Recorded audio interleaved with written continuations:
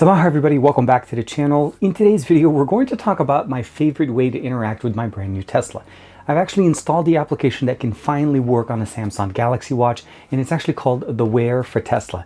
Let's go ahead and check it out, and let me show you all the cool new features, on top of the fact that I can actually use these features on my watch when I'm outdoors without my phone, because this watch has LTE. This is TK. Let's go ahead and check out Wear for Tesla.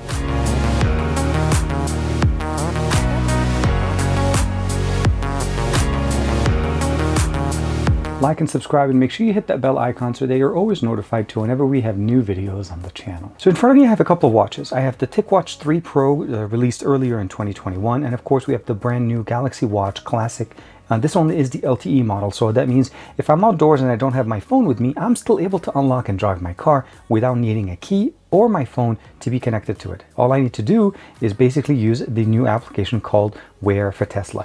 Now, the Wear part of it is essentially mean Android Wear, so Wear OS is what we're running on both of these devices. To be able to download and install this, you just need to go directly on your watch that has a Google Play Store. So make sure to understand that earlier generations of the Galaxy watches that are running Tizen OS are not supported.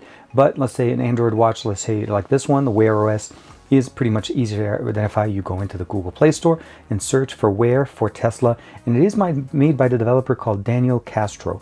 One thing to mention is that this app is not free. It is a $9.99, basically a $10 purchase, and it does also offer a subscription. Now, you don't have to subscribe. You can just go with the one-time purchase, and I feel like it's worth it for what it offers us. Now, I'll introduce you first and foremost to the UI elements. And then what we'll notice right away is we have somewhat of a shape of a car. Now, luckily my car is a black version of the Tesla. It's a Model 3 long range. And I have, of course, some optional configurations here. Now, this allows me to actually initiate the car without necessarily having my key on me. I can open up and close the trunk, mostly because the trunk now on my car is automatic. So therefore I can open up and close it. On the front, I can pretty much just open it. I cannot close it. Unfortunately, I don't have an automatic one. I can turn on the AC, and I can also check the status of the power on my car. I am able to use the crown on my watch to be able to scroll down. That's actually very, very nice. And you can pretty much see here that we have statistics, we have vehicles, and you are able to manage more than one Tesla, the account information, and of course, settings. One thing to mention to you guys, once you're installing this and you're trying to log in, the verification CAPTCHA code that is mentioned there is case sensitive. So if you've ever had problems logging in with your account, that's going to be probably one of the reasons why. If we scroll down a little bit under more control, you can see here we have window control. I can open and close them, turn on and turn off valet mode, turn on and turn off defrosting, lock the doors and unlock them, stop and unlock charge port. This is also very functional if you're at the charging station, activate the horn in case you want to validate it, blink the light, and of course activating valet mode, deactivating valet mode, opening and closing the windows, defrost option. These are more of the specific things, and of course location. And if you have HomeLink installed, that's going to work pretty much very nicely for you. Under stats, pretty standard. You can actually access it in there. Scroll down, you can see the different information that's available, the temperature, all of the information that you have in there.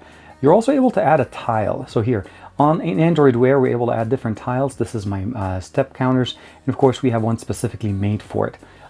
Keyless activation, charge configuration, as well as basically turning on Sentry mode, and then of course the fan. Lastly, there is another couple of apps. You notice there's 3 of them. There's the one for the air conditioning system, which allows me to not only turn it on, set the temperature, and then of course turn it off. Very nice and really nicely configurable customizations. Let's go outside and let me show you some of the really cool things there. The main thing that you're noticing here obviously is that it is working wirelessly directly into the car, and the way it validates this is by logging in with your Tesla account. Now, the big thing you want to keep in mind, obviously, internet connectivity is the big factor here. If you're using it on a watch that does not have LTE connectivity, you do need to have it paired directly either to your smartphone or to the Wi-Fi to your home, so it has some type of an internet connection to interface with the car. If you don't, and let's say you leave your phone in the house and your watch is only a Wi-Fi/Bluetooth model, you're not going to be able to basically connect to the car over the internet. That's the big limitation. But the model that I have, the Classic 4 with LTE, works perfectly. As I am when I go outside, I'm able to basically interface with the car. And if let's say for some reason I happen to forget my phone somewhere, or I lost my phone, I'm not going to be disconnected from my car. So there's that other function that works really nicely. You can activate it, use it, and of course get yourself to safety. The biggest thing I probably would say is the fact that it is a $10 purchase. It's not cheap, but it is very functional, and it adds a lot of utilities that we normally don't have on Android Wear. Login, I've seen some people have some problems with login. For me, the biggest thing was making sure that the captcha or the verification code after the login was entered correctly, and that if you make a mistake, you cannot use the same code one more time. So you have to kind of back out and start over again. And that took me a few rounds before I realized how that worked.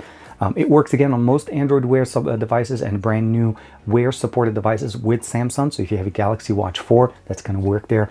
Earlier generations, unfortunately, are not supported, but the TicWatch 3 Pro, the TicWatch E3, again, Android Wear is the main factor here. So for the most part, works great, runs great over LTE or Wi-Fi or Bluetooth. It works the exact same way it's intended. I love all of the functionalities that are built in. The ability of unlocking the windows, unlocking the car, turning on the AC. All of those things from my watch makes this way more functional for me. And of course, I can still use the app on the phone, but this is just much better. And it isn't feeding off the app on your phone. This is a direct connection to your account, so you do need to log in with it.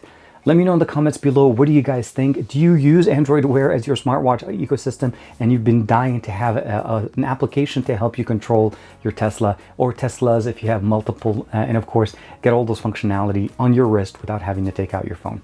This is TK. Thank you very much for the support. If you guys are interested, there'll be a link in the description below, of course, to download the app.